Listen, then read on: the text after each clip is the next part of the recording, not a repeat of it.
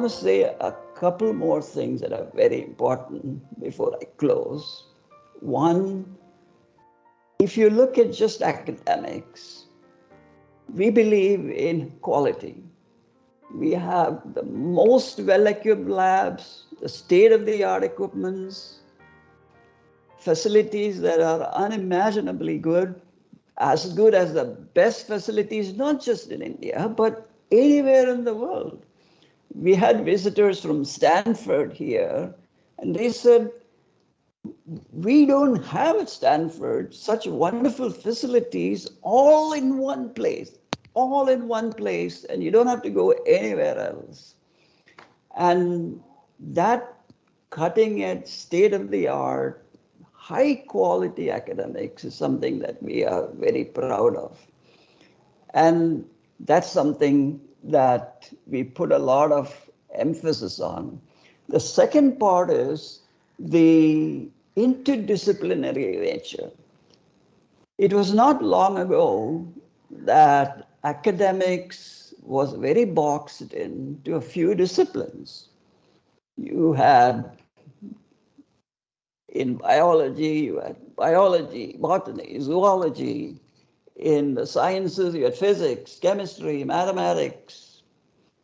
Then you had your arts, and you had your courses in engineering. And engineering was mechanical engineering, electrical engineering, civil engineering, materials engineering, and so on.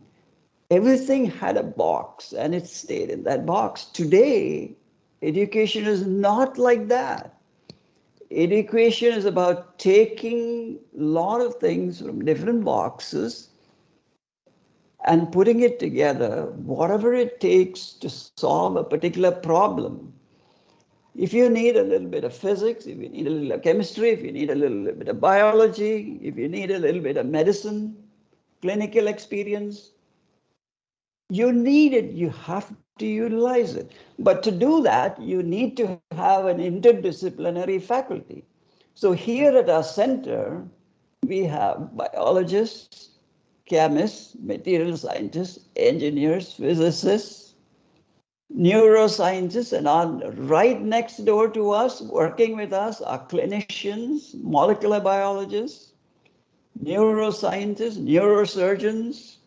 It's a fertile ground for students to make the most of an environment where they can get the maximum interdisciplinary atmosphere that can inspire them to genuinely solve problems. Because a problem in the world is not a problem in physics or a problem in chemistry.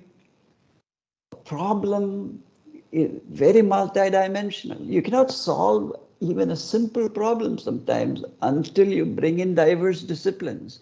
And so we really put a lot of emphasis on the idea of interdisciplinarity.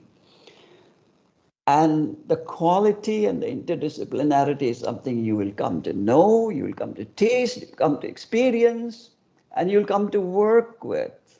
And we invite you to that experience for the next 2 to 3 years. Finally, and probably one of the most important things, is the spirit. We saw how the program started. It's about the spirit of love, of nurturing, of caring, of enthusiasm, of dedication, of commitment. And I'm sure you're all not like that. It's not just about how much money am I going to make when I finish. Just tell me the number. Tell me which company I work with. Okay, all of those things is going to happen, and I can guarantee that those wonderful things will happen in terms of placement. But I can tell you what is going to make a difference in your career is the spirit you're going to get from Amrita. That is going to put a spark in you. It is going to drive you to creative things and to contribution to society. And that's the spark you cannot buy anywhere for whatever money you can get. It just comes, and I'll tell you it comes because of the spirit of our Chancellor Amma.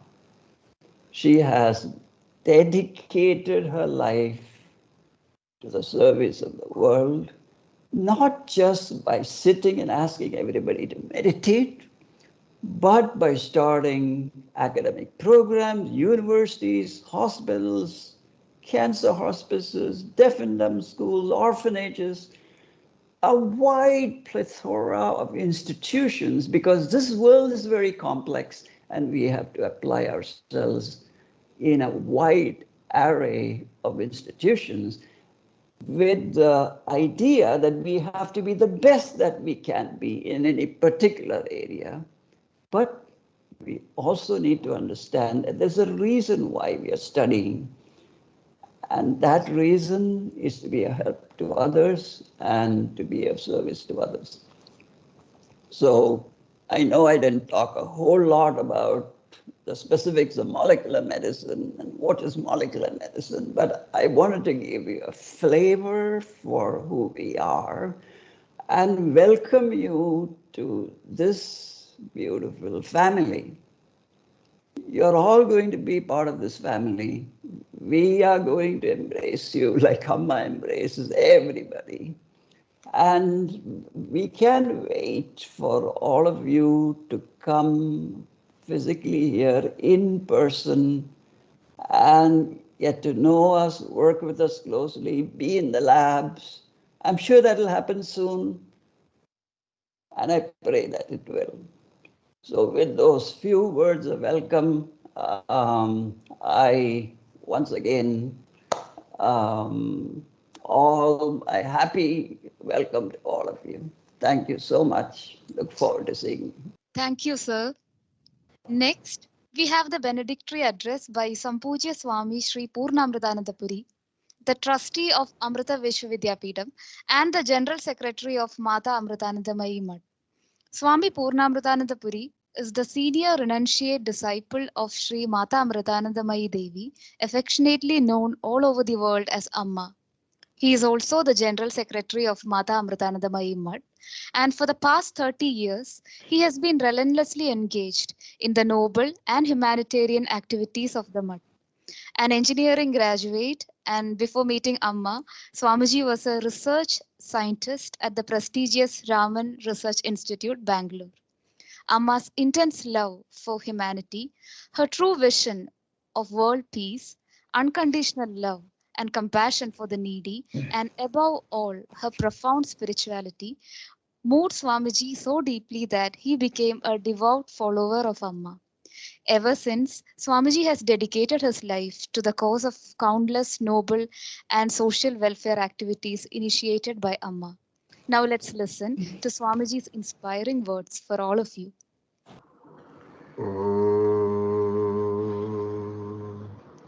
स्नेहालोकसुमोहनवदनां करुणाद्रानत नयनां रम्यां श्रुतजनपालन विग्रां सौम्याम् अमृतानन्दमयीं प्रणमामि. Om Amriteshwari Namaha. My humble pranams to all my divine sisters and brothers. I take this opportunity to welcome all of you to Amrita family. Amma says that this entire world should become like one family, Amrita Kudumbam. Is it possible? Yes, it is possible through divine love. Amma demonstrates this truth through her life. At present, we are getting divided in the name of caste, religion, politics, language, country, etc. Division is always painful. It makes us weaker and it can create fear and anxiety in us. Only love can unite us.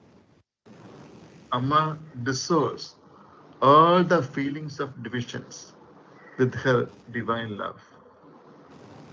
I remember one of the most important slogas of Ramayana. When Sri Rama was about to go to the forest, Rama's younger brother Lakshmana also wanted to follow him. He went to his mother Sumitra for her permission and blessings. Then Lakshmana's mother Sumitra gave a beautiful advice which all mothers in this world should remember to give to their children. Ramam Dasharatham Vidhi Mam Vidhi Janakatmeja Ayodhyam Adavim Vidhi Gachatada Yatha Sukham. Consider Rama as your own father Dasharatha. Consider Sita as your own mother Sumitra. Consider that dense forest as your own country, Ayodhya. My darling son, go and come back peacefully. Sanskrit language is very rich with meaning. We can explain this sloga in so many different ways. Consider Rama as your own father. Dasharatha means consider all elder men as your own father, respect them. Consider Sita as your own mother. Sumitra means consider all ladies as your own mother, or try to see your mom in all ladies and respect them. Consider that dense forest as your own country. Ayodhya means consider all countries in this world as an extension of your own country. If you can do this, you can find heavenly bliss even in the middle of all difficulties of life. When we get divided, it can create fear and confusion. Thus, life becomes like a battlefield. But we can convert this battlefield of life into a playground. How is it possible? All of us are multiple personalities. Many personalities are growing within and becoming powerful without our knowledge. Never allow the negativities to become powerful. If our ego and negativities become powerful, our life will become like a battlefield. It may be possible for us to become successful in external battle, but it is very difficult to win the internal war. We have to fight with our own emotions and habits. We have to fight against our likes and dislikes. Like Arjuna, we will consider those negativities as our relatives. In Bhagavad Gita, Krishna tries to explain the secret to stop all kinds of agitation and fight. When we experience the beauty of oneness, all the divisions will disappear. We need to know the secret of this divine illusion. We see sunrise and sunset every day. If there is sunrise, there should be sunset. If there is a sunset, there should be a sunrise again. But for a space traveler, it is an illusion. He would say, no sunrise, no sunset. Just like that. If there is birth, there should be death. If there is death, there should be birth again. But when we rise up to the superconscious plane, birth and death become illusion. Mahatmas transcend their body consciousness. The whole universe becomes their body. They can feel that cosmic connection and find the real beauty of unity. Our ancient masters, they fell in love with this universe. Because of their true connection with this universe, they could understand everything about this universe without doing any research work.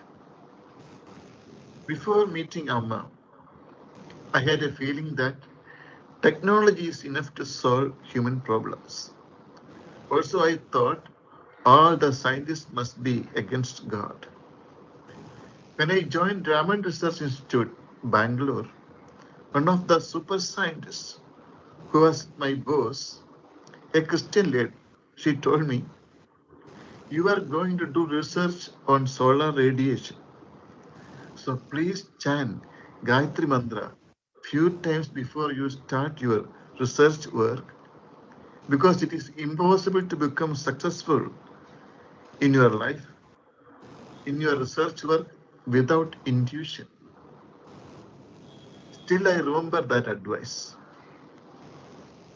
It is impossible to become successful in your personal life or professional life or spiritual life without intuition.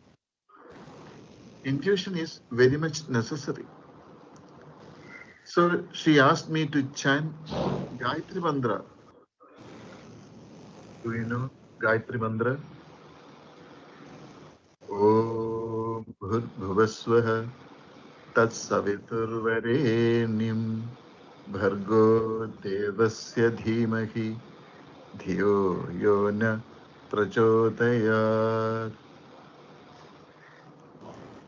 When the rishi saw the rising sun, he did not think it as a fireball.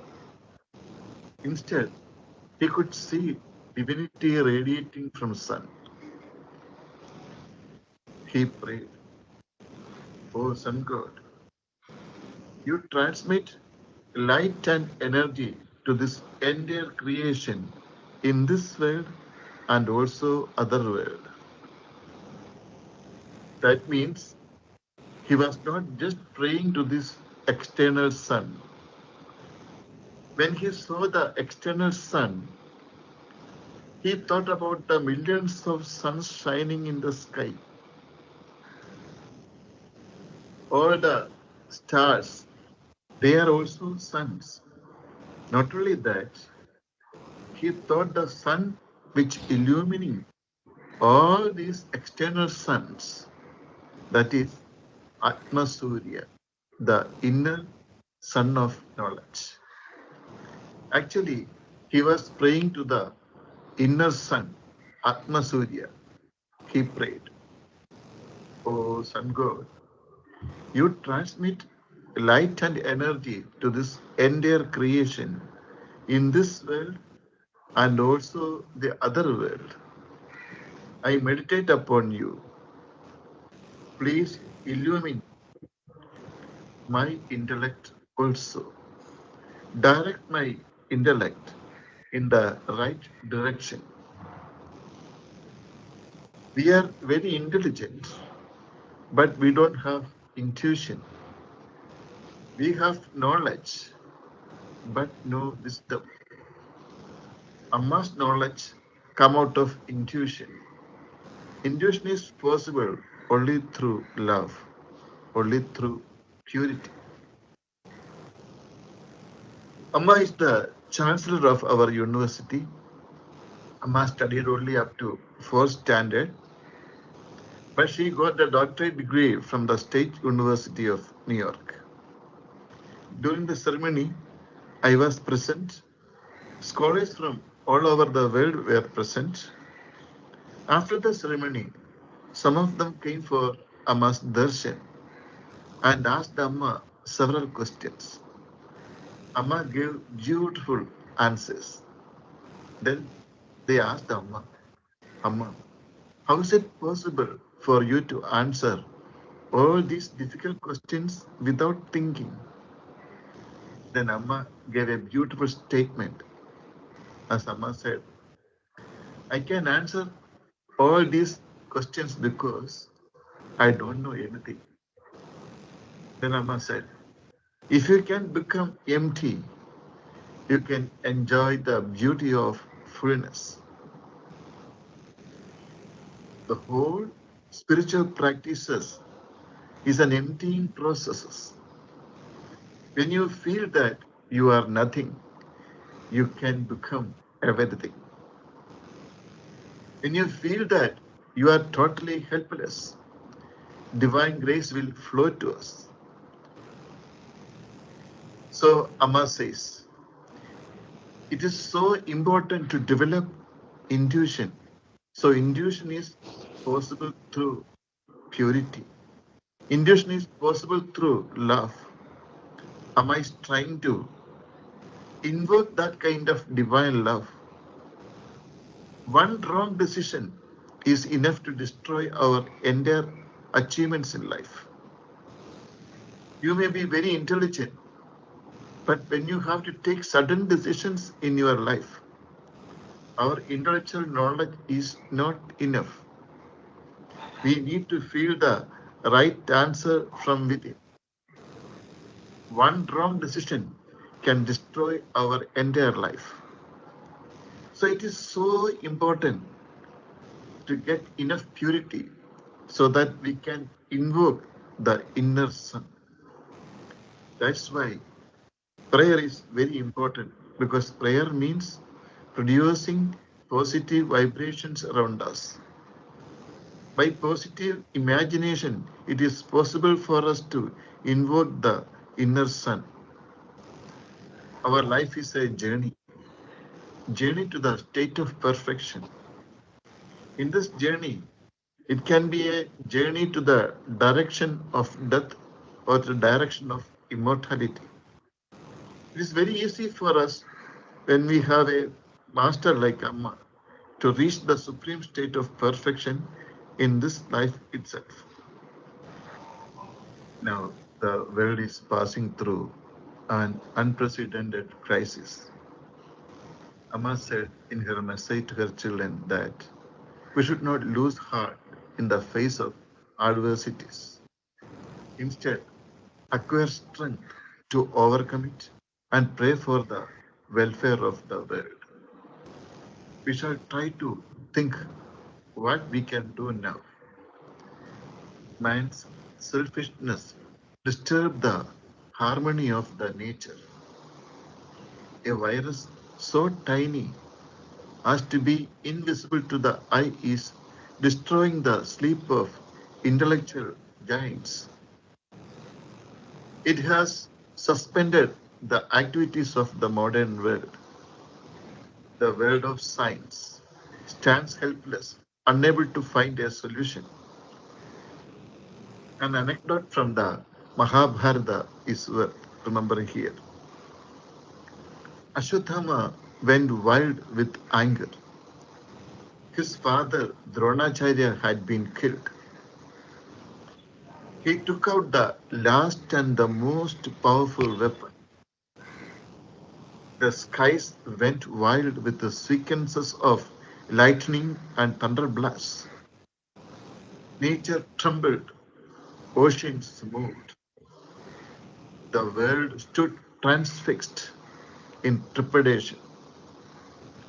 Humanity seemed to go out of breath.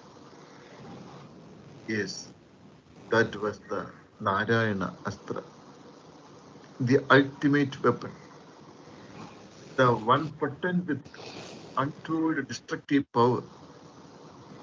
Once released, can never be called back. There is no counter to this weapon. Nothing can obstruct this invisible last weapon. Ashwatthama discharged it at the Pandava army. Bewildered Pandava army glanced at Lord Sri Krishna. Once again, that smile played on Krishna's lips. Raising his right hand, the Lord told the Pandavas, lay down all kinds of weapons. Abandon all thoughts of war. Fold hands and offer obeisance to the Narayana Astra. Let the crown of ego that believes that victory can be won by fighting learn to bow down. The Narayana Astra only destroys those who think that they will conquer by fighting or killing. The Pandava army cast aside their weapons, bowed their heads, and offered obeisance to Narayana Astra with the folded hands. The Narayana Astra redirected its point and returned, finding its way into Sri Krishna's hands. It has already been enshrined in Mahabharata what is to be done when medicines and antidotes fail. An adversity can be converted into a blessing through your pure thoughts and action. Amma says, children, in this journey of life, your legs alone are not enough. Use your wings too. Move a little higher than your body and mind. Spread your wings in the sky and leave the boundaries behind. Enjoy the bliss of eternal freedom. All of us can pray for the well-being of the world. May Amma bless all of us to transcend all the problems of life and enjoy the real beauty of life. Thank you, Swamiji, for those inspiring words of wisdom. Next, I would like to invite Ehnaji to address the gathering. Right from the inception of the Amrita Institute of Medical Sciences in 1998, Rehnaji has been a significant part of the administrative board of the AIMS campus. And for the last 22 years, she has been committedly carrying out the role of student warden. And hence, she is the most important person here to talk about the student welfare activities at the campus. After pursuing her MA, she went on to pursue an MBA in HR and MPhil in hospital administration. And at present, she is also a PhD research scholar, continuing her research in hospital administration. Being a disciple of Amma, she has been an active contributor to the service and humanitarian activities associated with the campus and shares the most responsible role of imparting to our students the motto of education for a life and not just for a live. Rehnaji, I welcome you to address our students and their parents who have gathered here and to formally talk about the student welfare responsibilities that we carry out here at our campus. Shivaya. Welcome you all to the Health Science campus of Kochi. Congratulations for joining with us at the Amma's Abad. Srimata Amritanandamayi Devi was also the Chancellor, guide and Guru, all of us. To become successful, one has to be focused and disciplined. That I don't have to tell you all. You all know that. So you will have a wonderful, peaceful, happy life in the campus and the hostel. There's no problem. We have a lot of students studying in the campus, almost 2,000 students. So we have formulated some rules and regulations for your security and safety. Please follow that. Once you are in the campus, we will elaborate on it. You have a lot of not only studies, you have a lot of cultural activities in the campus like sports, arts, debate club, everything was there. Your university is not only known in India but also the whole world. So you are very fortunate to be here at Amrita University. Please be always proud of it. And sir was saying that you should have that critical mind. It is good for you, but not in the hostel stay because it is just like your home. It is not with the 10 students or 20 students we are running. There are around 2,000 students, so please follow the rules for your safety and peaceful stay. No, it's just a joke. Wherever you are, if you want to go out, always take permission from the warden. It is not that we don't permit or anything.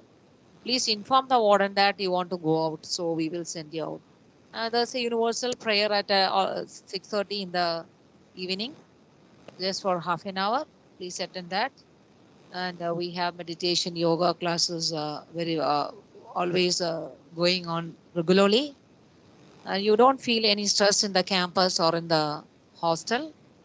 And we have a cafe working in the campus for 24 hours.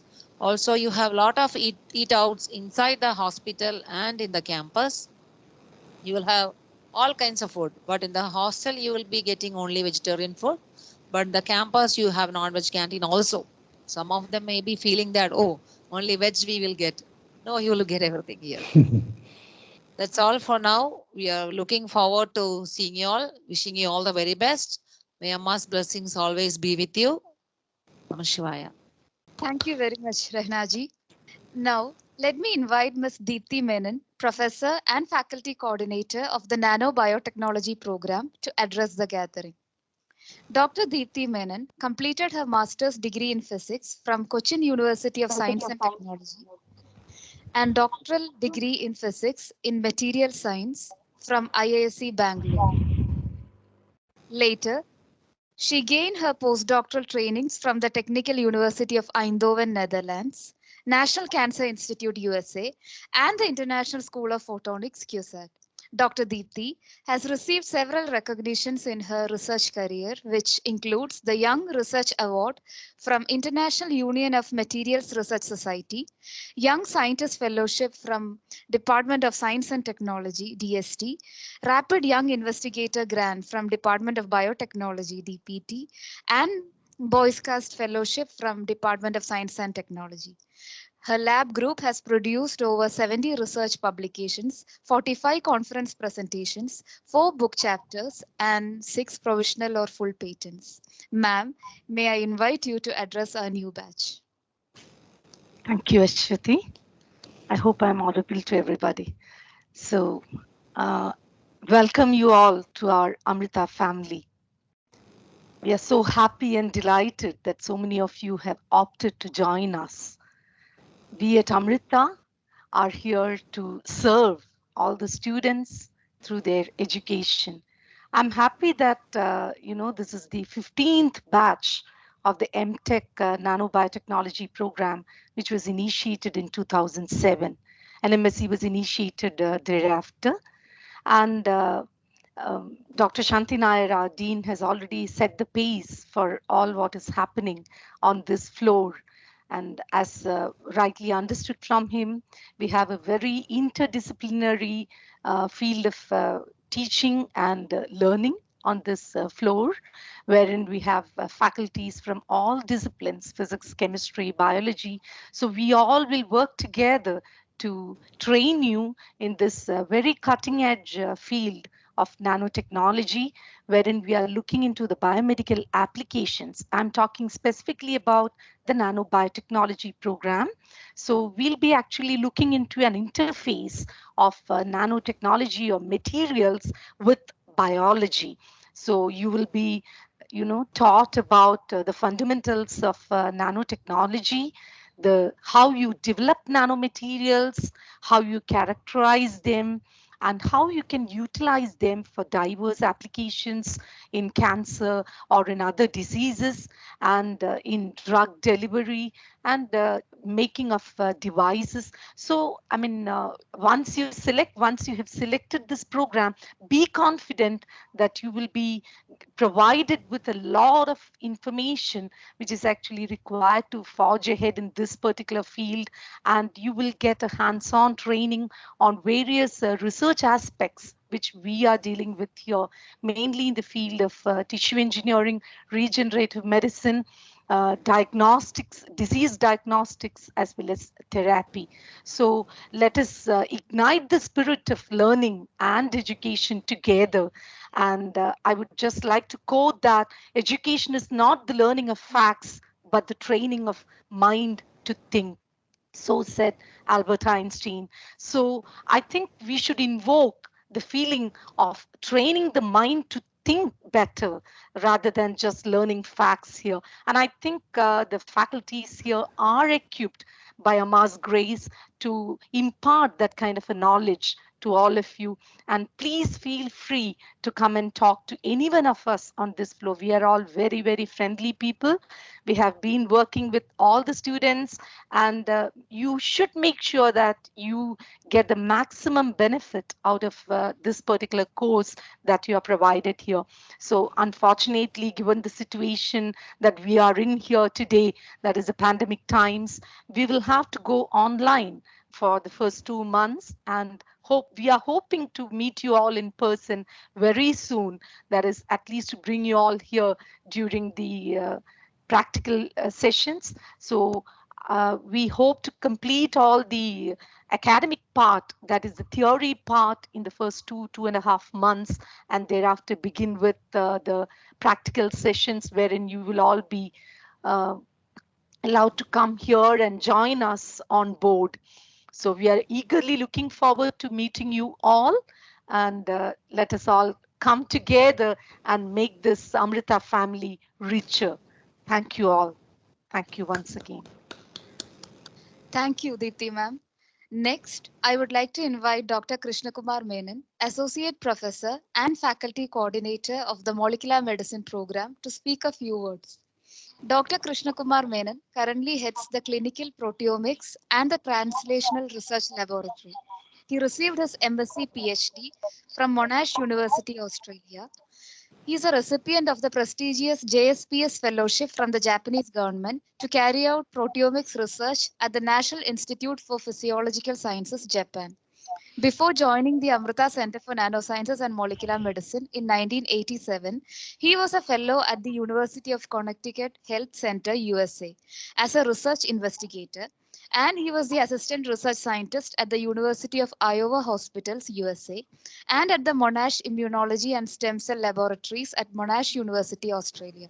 Sir, I welcome you to address our students. Thank you, Aishwari, for that introduction.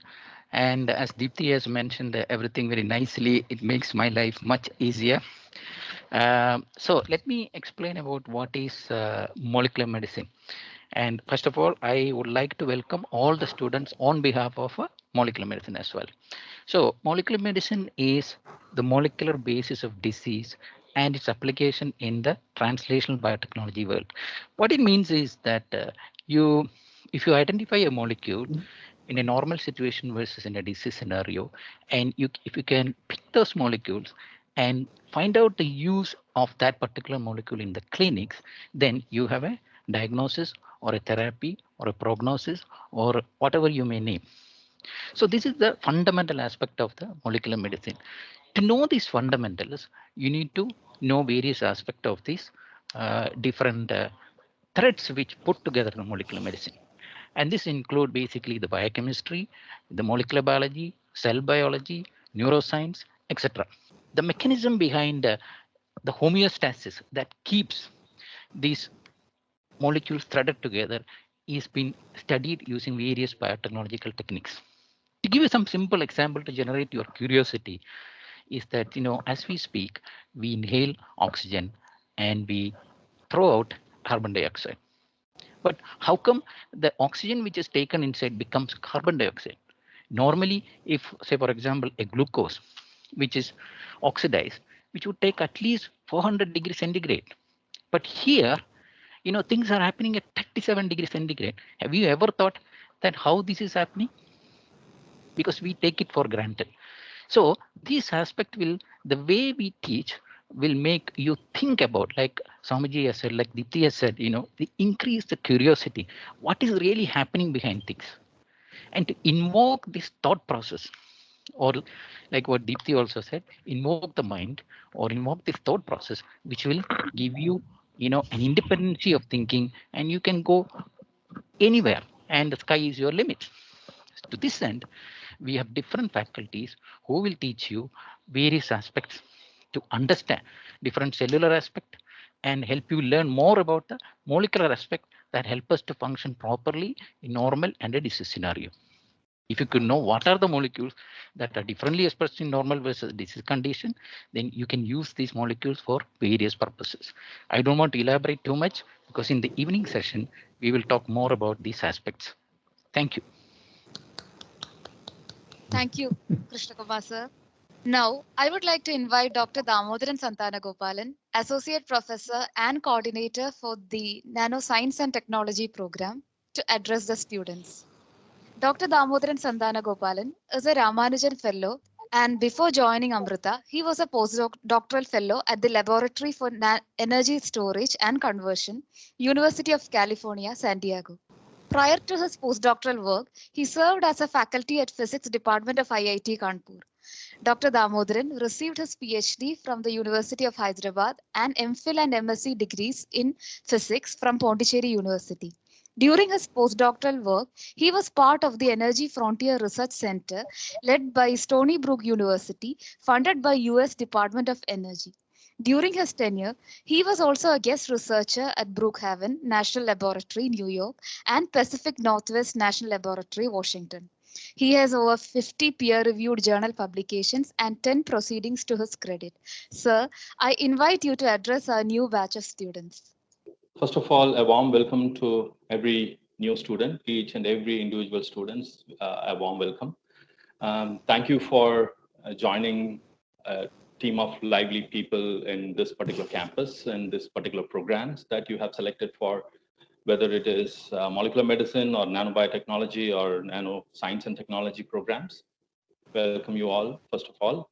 And we will know much more details about the programs and courses and what we are capable of teaching you and all those things in the afternoon. And already Professor Nair, Professor Menon, and Krishna Kumar Menon have actually described about what this program is all about. And you heard from Swamiji and Ranaji what is this institute and this campus is all about. And yes, a couple of batches we have been doing it in the online format, and we are hoping this batch will become really lucky soon to come on campus, because the previous couple of batches we have been doing online, and of course the lab sessions we are going to start in the in campus mode, and we will hopefully meet you. And it's I mean, as a faculty, I can personally tell you it is not very happy situation to meet you online. Rather, it's better to meet you in person, and be able to talk to you and teach you and learn from you as well. So I think this batch will become really fortunate soon to make this happen, that we will be soon meeting in campus. And that process of being outside from your home, maybe a second home, is actually a very important aspect that you should experience. And because of this pandemic, some batches have not experienced it, but I'm hoping that you will be able to do that. I think, as I said, we will talk about the courses and things like that much more in detail in the afternoon session. And we are more about nanoscience and nanotechnology for energy applications. And if you are an avid reader in news and science and technology, pages of all the news papers, you would come to know how important energy is in the coming scenario. Of course, for the last 70 years, 70 plus years, our country has been more like learning curve kind of thing. But as far as the technology is concerned, we are still, considered to be a very small country, and we keep saying we are a developing country. But I think the time has come to excel in technology, and you will be surprised to know what kind of technologies India is actually leading for the last few years. You will come to know about those more details in during our teaching sessions and all. Okay, you will be really surprised to know that where we are leading. Okay, please be ready to learn those aspects where we are excelling. And that's what is the positive thing that you should take it from these hard times. We should know where we are leading instead of knowing where we are actually failing. That is there. That is also a learning part. But to gain confidence and to learn more about positive things where we are leading is actually very important. So we will be able to share those kind of informations and facts that we are leading really. And so you are going to join this program as energy focused program, where we are actually leading in energy as well. So you will come to know more details about those aspects. And it is about materials and energy, how we are going to link these two things and start leading and be a leader in the future as well. I welcome you all once again, and thank you for this opportunity. And we will interact more about the technical aspects of the program and the teaching aspects, everything more in the afternoon session. Thank you, everyone. I'm sure. Thank you very much, sir.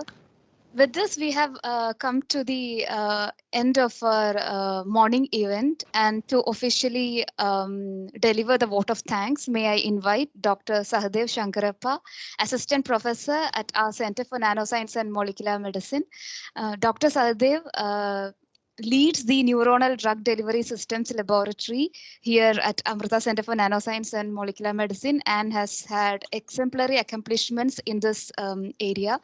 The detailed profile of sir will be explained in the afternoon session. Sir, I request you to do the honors.